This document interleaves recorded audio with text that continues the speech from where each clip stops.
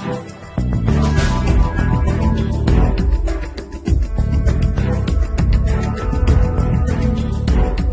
everyone joining me today on the Capital Show. Mark Mix, he's the president of the National Right to Work. Hello, Mark. How are you today? I'm doing great. It's good to see you again. Thanks for being at that 4th of July party where we got to meet. It's a little cooler in the studio than it was that day, I Yeah, think, Maria. absolutely. But we had fun. How can we talk about the National Right to Work Committee evolving to meet the challenges of 2025? Can you tell us more? What is the shifting labor trends, and union? What are the union strategies? Yeah, first and foremost, just to explain what we're all about here at the National Right to Work Committee. We believe that every worker should have the right to join a union. They should be able to exercise their rights. They're federally protected if they want to amplify their voice through collectivism and through joining a union.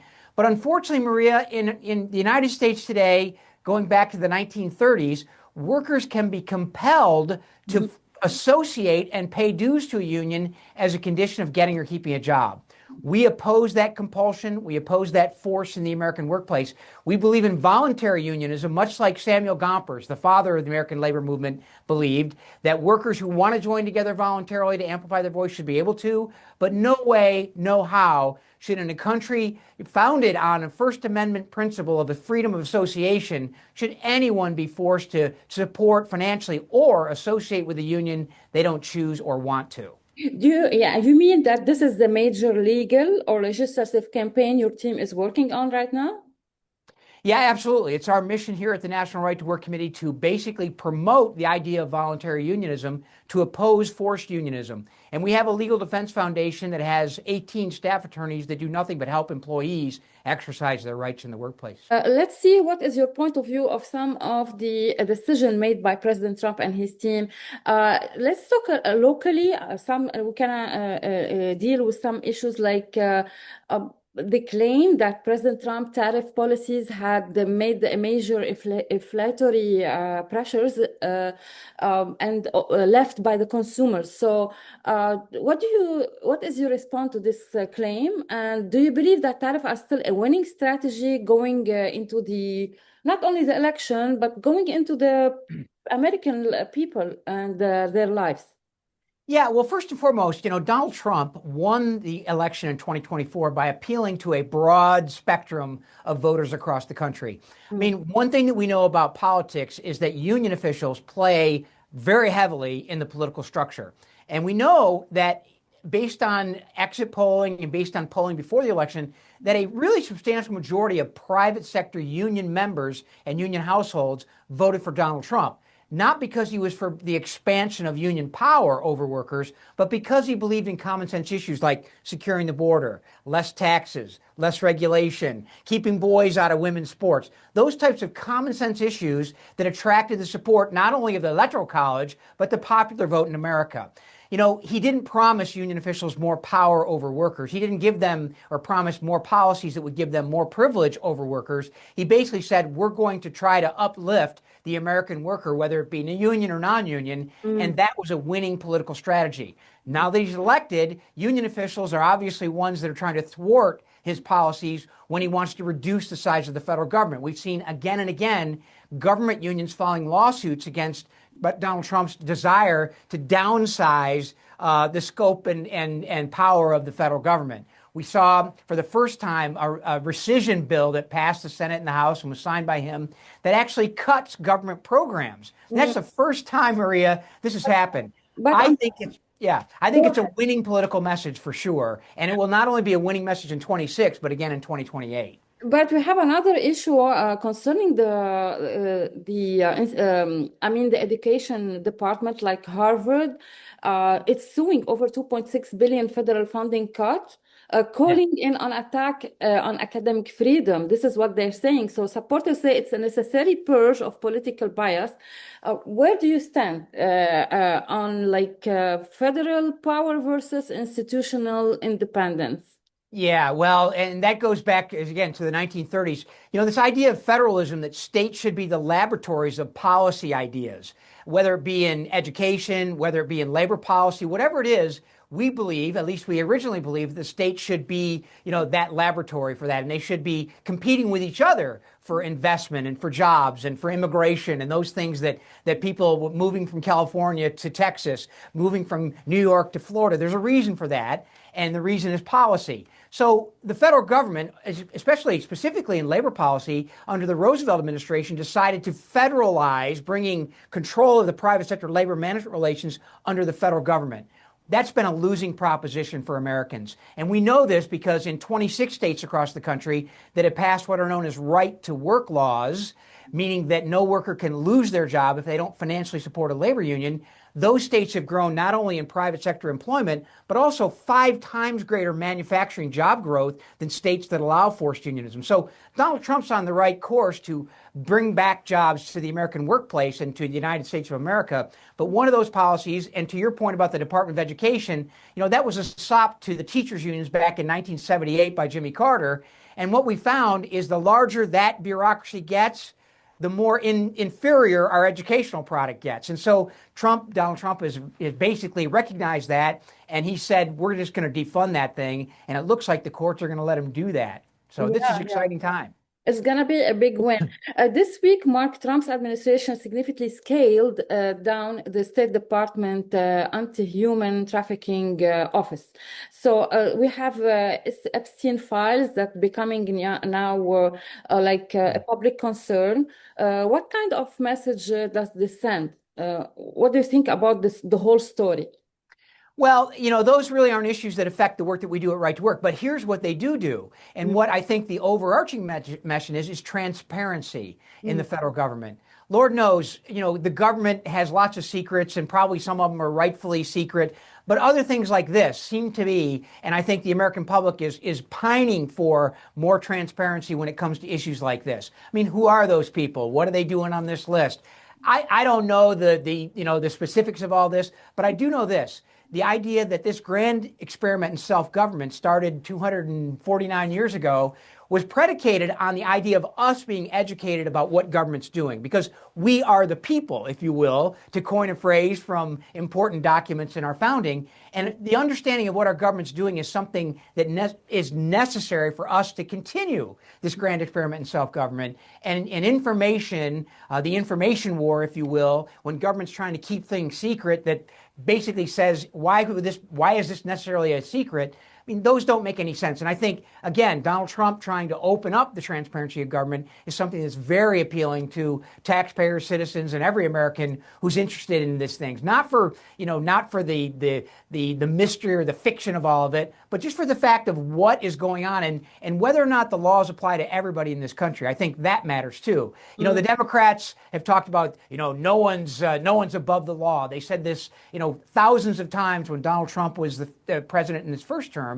And apparently that doesn't work when they're in power, that apparently there are a few people above the law. And I think most Americans say, you know what, just tell us the truth, tell us what's happening, and we'll decide based on the ability to hold politicians accountable for what they're withholding or not withholding. So an important new step in Trump's campaign to open up government to all of us. Yeah. We can feel that President Trump don't want any political interference into justice.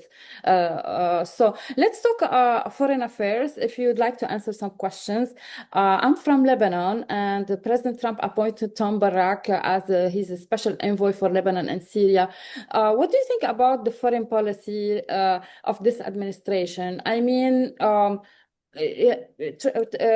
Barak is trying to find like diplomatic solution while there is escalation sometimes in Syria between Israel and some parts of the North Syria on the border and in the south of Lebanon. So how do you see the strategy that Trump is adopting against terrorism, Iran, and the Middle East region?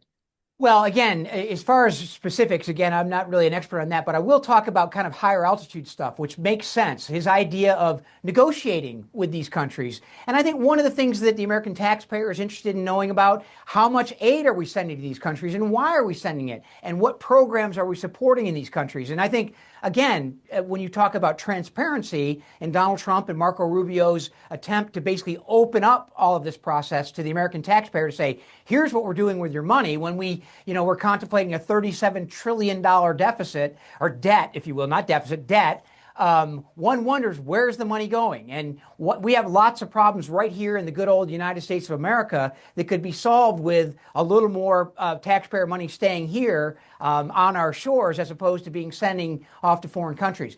His idea of negotiation, I think, when you read Donald Trump's books about how he negotiated and how he became, quote, Donald Trump, those strategies are being implemented now in our foreign policy. And I think it makes sense that we have a robust discussion with our allies and we let those people know that are against us that the American people are more concerned now about these relationships and have more of an understanding of what it goes on here. And I think when that comes about, we can make decisions about who we're electing to serve us in those capacities in the future. So I Yeah. think your strategy is a good one. What about like foreign countries, like you said, the allies? Let's talk about United Arab Emirates, where our audience are mostly listening to us and watching us. So, do you think that the strength ties between U.S. and this country, especially on AI leadership? And we know that lots of investment are coming from this country or from Saudi Arabia, from Bahrain, to invest inside the U.S. What is your approach on this strategy? Well, I think it's a good strategy. I think that the American populace can handle this job, and I think we've got plenty of people ready to go to make America the leader in AI, just like we were, the out in Stanford in the Silicon Valley on the chips and technology. I mean, we can be leaders. Obviously, we want to partner with other countries in this way, and there's obviously other countries that have proven they can invent and lead and develop these technologies as well. But why not make it an American idea? Why not have people invest in this country, put our people to work? And, from a standpoint, getting back to the union issue, you'd think union officials would be in favor of this because the more jobs are created, the more opportunities they have to create more union members and grow their strength as well. So I think Donald Trump's desire to bring things back to the United States, even though we still are manufacturing here, we still have lots of industries that are making things here in America. But obviously, if we can use the relationships we have with our allies, if we can use our trade policy, if we can use our Secretary of State to negotiate these deals, I think it's a good thing for America. And I think the American people are very supportive about that. Again, another reason why Donald Trump is the president of the United States and not Kamala Harris. Mhm. I witnessed many rallies for President Trump during his campaign, and most of his like key points or like his agenda was adopted. Like example, drill baby drill, and we see now maybe mine baby mine. So, why this is very beneficial for the American people?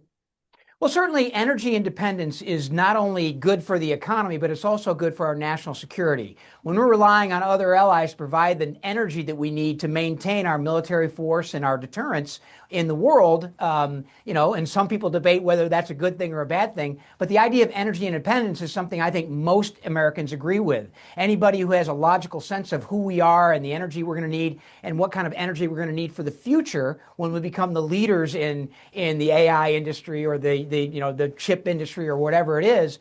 I mean, having the ability to support this country, support our needs internally, domestically, I think is a very important part of an overall strategy, not only to build the economy, but to also maintain the safety and security of the country as well. So again, spot on. Let's use our resources as opposed to be dependent on other countries for that. Yeah, I have last question. Do you think the physical, medical history or what as was announced from the White House about President Trump vascular problem, like in his legs, in his hands, do you think this gonna cause an issue, a problem for the re-election or for the continuance of this 3 years? Because Yeah, we're witnessing 6 months more successful months, 6 months in this new second administration. yeah, Maria, I don't think you and I have the same energy that Donald Trump has based Of on where course, we see him. I mean, even absolutely. together, we wouldn't match his energy and his vitality.